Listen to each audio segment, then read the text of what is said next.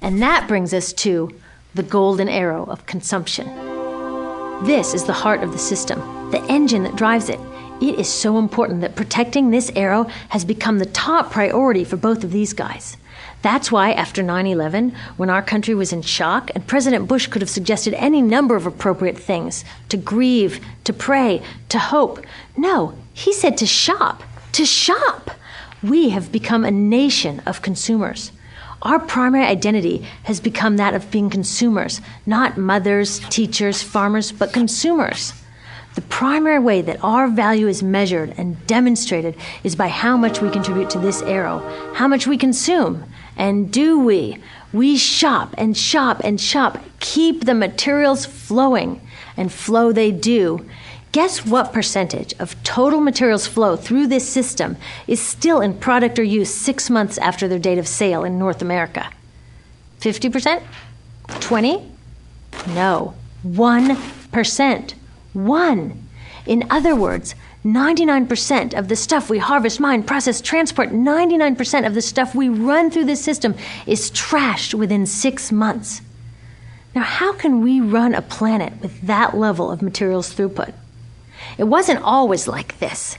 The average U.S. person now consumes twice as much as they did 50 years ago. Ask your grandma. In her day, stewardship and resourcefulness and thrift were valued. So how did this happen? Well, it didn't just happen. It was designed. Shortly after World War II, these guys were figuring out how to ramp up the economy.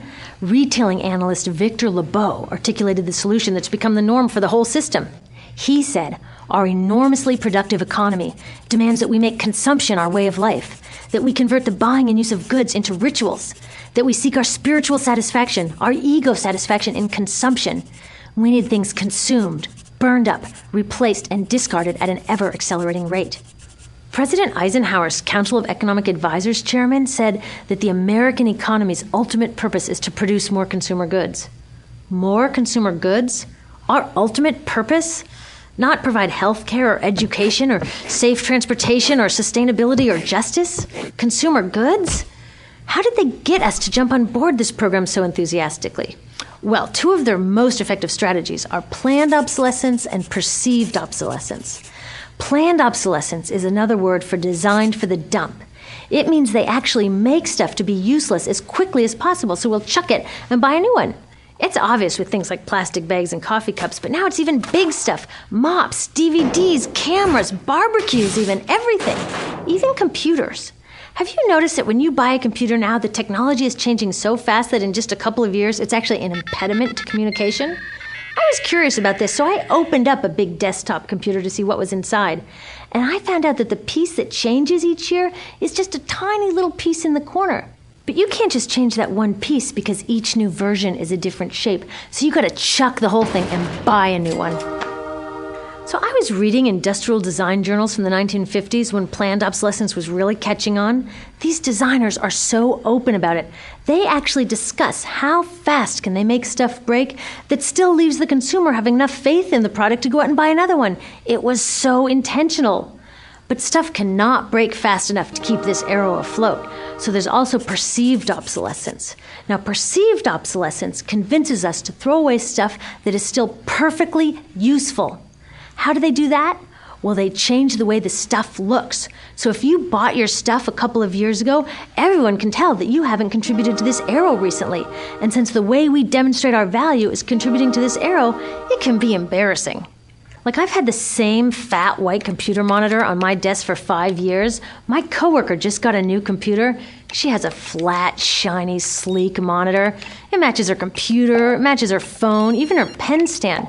She looks like she's driving in Spaceship Central, and I look like I've got a washing machine on my desk. Fashion is another prime example of this. Have you ever wondered why women's shoe heels go from fat one year to skinny the next to fat to skinny? It's not because there's some debate about which heel structure is the most healthy for women's feet.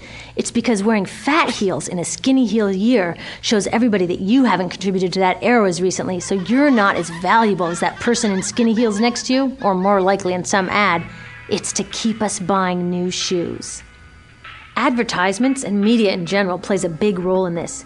Each of us in the U.S. is targeted with over 3,000 advertisements a day. We see more advertisements in 1 year than people 50 years ago saw in a lifetime. And if you think about it, what's the point of an ad except to make us unhappy with what we have? So 3,000 times a day, we're told our hair is wrong, our skin is wrong, our clothes are wrong, our furniture is wrong, our car is wrong, we are wrong, but it can all be made right if we just go shopping. Media also helps by hiding all of this and all of this. So the only part of the materials economy we see is the shopping. The extraction, production, and disposal all happens outside of our field of vision. So in the US, we have more stuff than ever before, but polls show that our national happiness is actually declining. Our national happiness peaked in the 1950s, the same time that this consumption mania exploded. Interesting coincidence. I think I know why. We have more stuff, but we have less time for the things that really make us happy. Friends, family, leisure time. We're working harder than ever. Some analysts say we have less leisure time than any time since feudal society. And do you know what the two main activities are that we do with the scant leisure time we have? Watch TV and shop. In the US, we spend 3 to 4 times as many hours shopping as our counterparts in Europe do.